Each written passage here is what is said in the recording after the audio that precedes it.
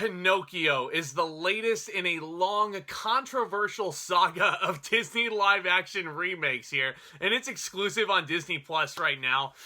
And I saw it. This movie was actually directed by one of my favorite filmmakers of all time, Robert Zemeckis, and it stars one of my favorite actors, Tom Hanks, as Geppetto. And it's got a bunch of other really talented people in there like Joseph Gordon-Levitt, Cynthia Erivo, and Luke Evans. And you know the drill. This is basically a live-action rendition of the classic Disney movie from 1940. When the woodworker Geppetto, who's played here by Tom Hanks, sees a falling star, he wishes that the puppet he just finished, Pinocchio, could become a real boy. And in the middle of the night, the Blue Fairy, played here by Cynthia Erivo, grants Geppetto's wish, and in the meantime asks Jiminy Cricket, who's voiced by Joseph Gordon-Levitt, to serve as the wooden boy's conscience. Wait, conscience?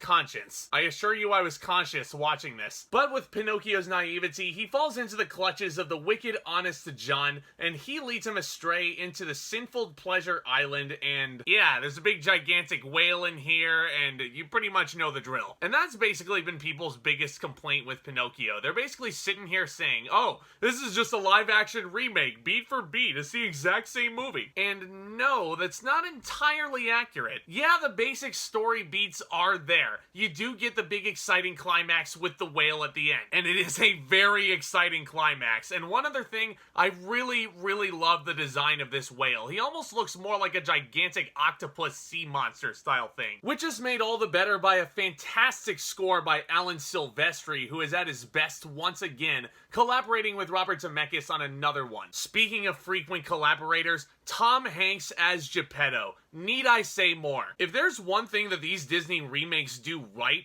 they get this casting so perfect. And yeah, some people might say that Tom Hanks' accent is very distracting. But you know what? I didn't really care when I was watching Tom Hanks do what he does best. He's the silent, eccentric everyman that we all grew to love from him. It's his type of character. And I honestly think that he does a marvelous job in Pinocchio. There is a twist involving Geppetto's backstory which was heartbreaking, and that made that whole opening sequence leading up to the arrival of the Blue Fairy, it made it all the better. And that whole opening sequence was my favorite part of the original movie for me growing up. I always really loved that scene. I loved his interactions with Figaro the cat, and Figaro definitely has some funny moments in there. And this woodshop has so many clever Easter eggs thrown into the mix that Disney fans will love. Speaking of the beginning, Cynthia Erivo as the Blue Fairy is such amazing casting here. I think she carries herself so incredibly well. She is definitely the big, omniscient voice of reason in this whole ordeal. And her singing voice? Not too shabby. Can't wait to see her as Elphaba. Can't wait to see what she does with that. And you know what? As goofy as he looks, no pun intended of course, Joseph Gordon-Levitt is really fun as Jiminy Cricket. Again, very much playing towards his type. He's the suave sort of showman character. And that's again what Joseph Gordon-Levitt is good at. And guys, another actor that I have to commend in here, Luke freaking Evans. He plays the coachman here that basically transports all those troublemaking kids over to Treasure Island, and Pinocchio finds himself basically embroiled in all that mess. And Luke Evans definitely brings his best Gaston singing voice to the proceedings. I myself may have a little bit of bias towards Luke Evans, but it's warranted. I think he did really well. And the way this movie was laid out made me wish I wanted more of these people. I swear, if a falling star came out of the sky right now, I would wish for more than one scene for Cynthia Erivo. I'm dead serious. After her opening sequence where she appoints Jiminy Cricket as the conscience, Cynthia Erivo disappears from this movie. She is gone. And you might remember the Blue Fairy is still a presence in the original film, but she is still a very important character. She is right there with Pinocchio to teach him that important lesson not to lie. Nope, she's gone. And that's kind of part of the issue I have with this movie, thinking more and more about it. There's just some things that they just don't get it right at all, and they mess it up. And I don't want to get too deep into spoilers or anything like that, but, I mean, I don't really care. But here's my thing.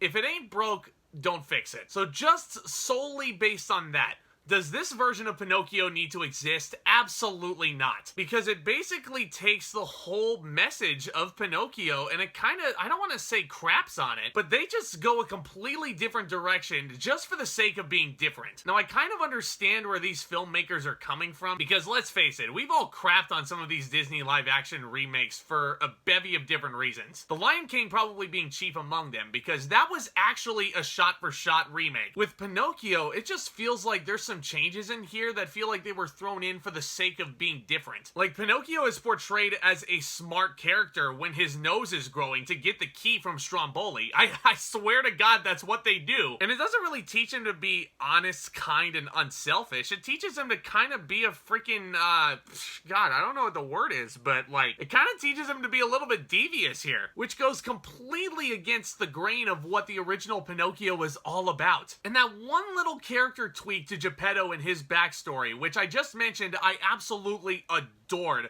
made his backstory all the more tragic when you think more and more about it. When you get to how this version of Pinocchio concludes, it kind of leaves that in the theoretical dust. Now, I realize that these problems might be regurgitating a lot of what the popular belief behind this movie is, but let's face it, I mean, this movie doesn't really exist to be a monetary gain for Disney. It's on Disney Plus, for crying out loud. So subscribers for $11.99 a month can just have this at their disposal whenever they want. And even though some people call this the worst Disney live-action reimagining ever, I can't outright say that. Mulan, I still think, takes that title. And I still do think that this movie is better than some of the other live-action remakes we've gotten. I can't call this a bad movie at all, guys, because there were some parts of this movie that, you know, I just can't help but smile when I think about it. It just brought me right back to when I was a little boy watching this movie for the first time. But the changes they make, I mean, I don't know, man. I appreciated where they were going.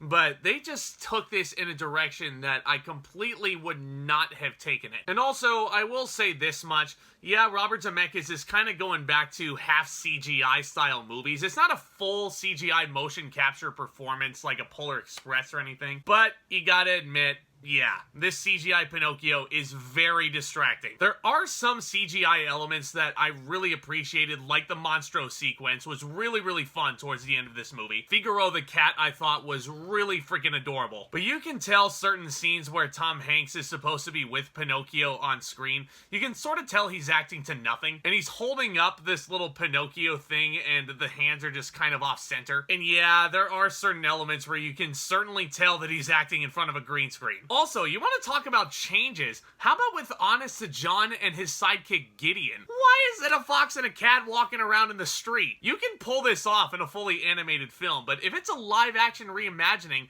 how come you didn't just make them human too? I think Keegan-Michael Key is hilarious given the material he has, and there's a lot of really clever one-liners. There was very much a missed opportunity to really transform them into something that they weren't in the original. But no, it just felt like also, hey, remember this from 1940? Yeah? That's Honest John, that's the fox, he cheats. So yeah, even though there's some really, really good parts of Pinocchio 2022, this just makes you wish that you were watching the original classic that's got 100% on Rotten Tomatoes. I'm gonna give Pinocchio 2022 a C. This is far from the worst movie I've seen all year long, but God, they were so close to having this perfect Disney live-action reimagining, and they just screw it up for the sake of being different. And it really, really, really frustrates me. Tom Hanks is marvelous in the movie. All these actors are giving it their hardest try. Joseph Gordon-Levitt is a lot of fun. He does have a lot of funny moments in there too. But God, more Cynthia Erivo, more Luke Evans, and just, I don't know, guys. I would definitely much rather rewatch the original classic over this. Let me know what you thought of Pinocchio 2022 down in the comments section below.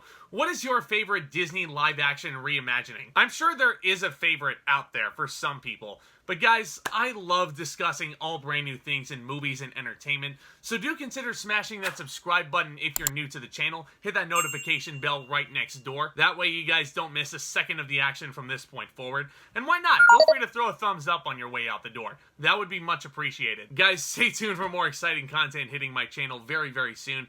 Y'all are the best. So with all that being said, back talk, commence!